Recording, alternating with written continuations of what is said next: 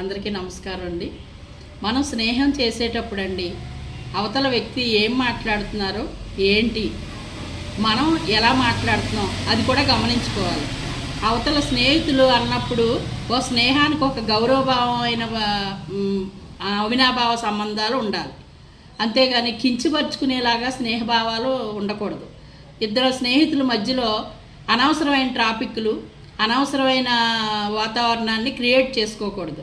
చక్కటి వాతావరణం ఉండాలంటే ఒకరికొకరు ప్రాణంగా ఇచ్చిపుచ్చుకునేలాగా, అంటే మనసు మంచిగా ఒక మాట చెప్పామంటే అది ఏదైనా కష్టం సుఖం మనతో చెప్తున్నాడు అనుకోండి, ఒక స్నేహితురాలో చెప్పేటప్పుడు అది మనం పూర్తిగా విన్న తర్వాత ఇలా అయితే బాగుంటుందేమో, అలా అయితే బాగుంటుందేమో, ఒకసారి నువ్వు కూడా ఆలోచించు అని చెప్పాలి.